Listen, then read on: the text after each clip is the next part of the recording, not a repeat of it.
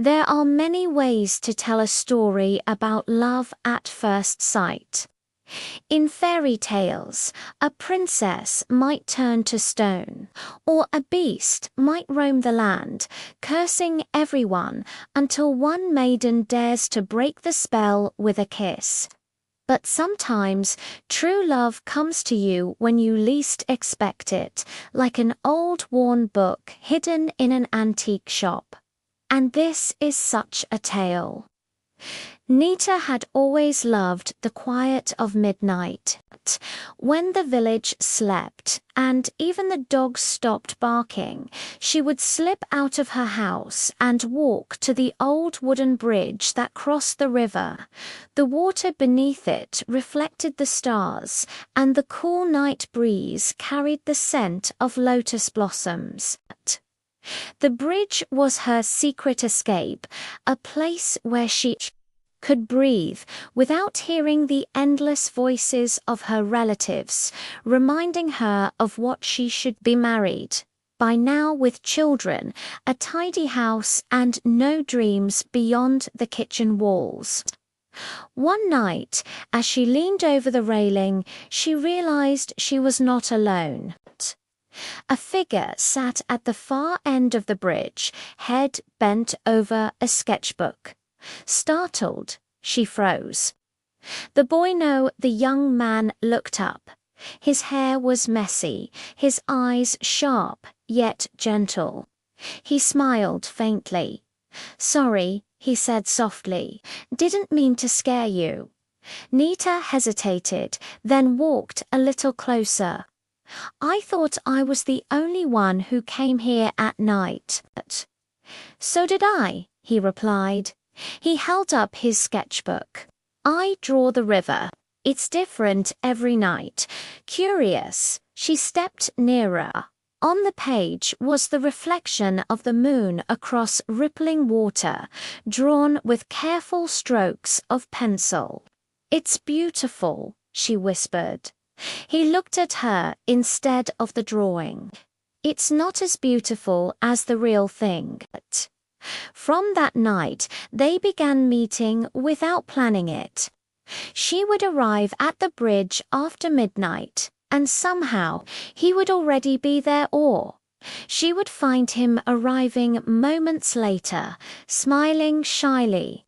They spoke little at first, just sitting side by side, listening to the water and the rustling of leaves. But slowly, words grew. He told her his name was Kosel, that he dreamed of leaving the village to study art in the city. She confessed her secret that she loved to write, though no one knew, because writing doesn't cook rice. Her mother always said. One night, Nita asked, "Why do you draw here instead of in daylight?" Kosel looked at her with a half smile. "Because in the day, the world belongs to everyone else. At night, it belongs to us." Her heart skipped. As weeks passed, the bridge became more than wood and rope. It became their world where dreams felt possible, where the silence between them was not empty but full. One evening, the moon was so bright it painted silver across Kozel's face. Nita found herself staring too long.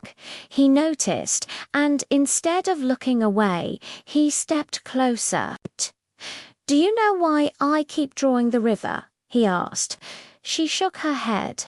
"Because every night I hope to capture what I see here. But no matter how much I try, the drawing never feels complete." His voice softened, "Because what I really want to draw is you." Her breath caught. For a long moment, only the river spoke, murmuring beneath the bridge. Then, gently, she placed her hand over his sketchbook. "You don't need to draw me," she whispered. "I'm already here. Kozal's fingers brushed hers, hesitant, then certain. Under the stars, on the bridge that had once been hers alone, Nita realized it was no longer a place of solitude. It was the beginning of something fragile, uncertain, but real love, born at midnight, with only the river to witness. This is the end of the first part. Will Nita and Kozal's love last? What obstacles will they have to overcome? Find out next time.